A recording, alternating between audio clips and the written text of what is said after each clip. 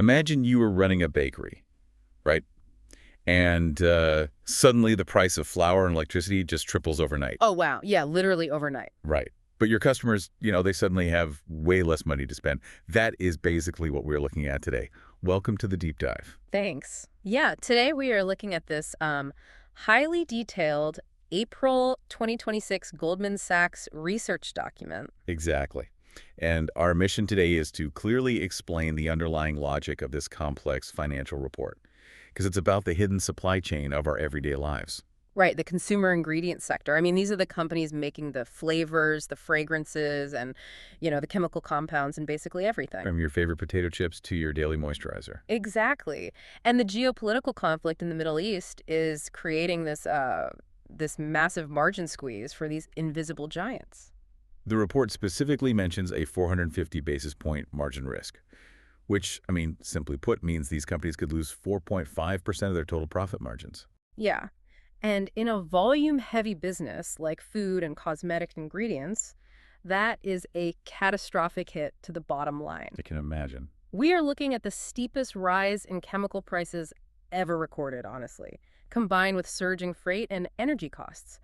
But, the impact of the supply shock isn't equal across the board. Right, because the pure play synthetic fragrance companies, the ones relying heavily on chemical and petrochemical inputs, they're the ones catching the brunt of this. Oh, definitely. When geopolitical tension in the Middle East disrupts oil supplies, it doesn't just affect gas prices at the pump. Because petroleum is the literal base molecule for, what, thousands of synthetic chemicals? Thousands, yeah. So if the price of crude oil spikes, the cost to synthesize, say, an artificial vanilla or a strawberry flavoring spikes right alongside it. Ouch. But then the report points out some companies that are completely avoiding this cost headwind, like Novonesis, right? Yeah, Novonesis is a great example. They rely heavily on sugar as a primary feedstock. Meaning sugar is the core raw material they use to manufacture their products instead of petroleum. Exactly. Plus, 100% of their electricity is sourced from renewables. Wow, that's huge. Or look at Kerry. Their raw material basket is roughly 90% natural ingredients. So they have this built-in buffer against the petrochemical shock. Right. They are effectively shielded. Okay, but let's unpack this for a second. We went through a massive global inflation cycle back in 2022, right? We sure did. And these exact same companies didn't collapse. Margins compressed, sure, but they navigated it by just passing the costs on to you at the grocery store. Yeah, that's true. So why is the logic of this report warning that this time is fundamentally different? Why can't they just do that again? It's a really fair question. And historically, you'd be right to assume they'd just weather the storm. But during the 2022 cycle, the supply shock happened against a backdrop of really robust consumer demand. Ah, okay. People were still spending. Right. They had a sponge to absorb the shock, which was the consumer's wallet. But the logic of this report suggests that sponge is just completely wrung out now. Wow. So demand destruction is the real issue here. Exactly.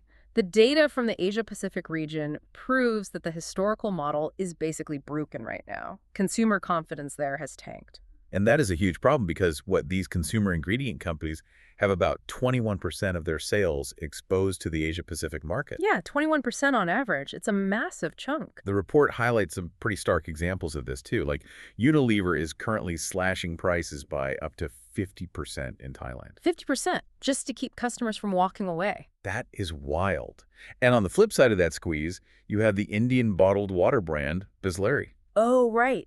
They recently had to hike their prices by 11% because their packaging material costs surged by over 70%. Right. So when your large corporate customers are desperately trying to cut shelf prices to keep people buying, your tolerance for passing through your own ingredient cost increases is practically zero. Exactly. The manufacturer can't afford the ingredients, and the consumer can't afford the final product. So what does this all mean for you listening right now?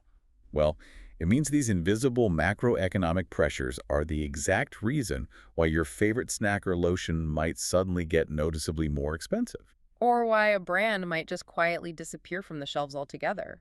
The math simply stops working. Which leaves us with a final kind of provocative thought to ponder. If this relentless geopolitical volatility and margin squeezing continues, could it finally force the entire consumer goods industry to permanently abandon petrochemicals?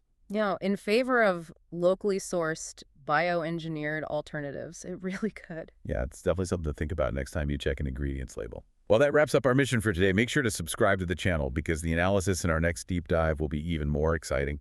Thanks for listening, everyone.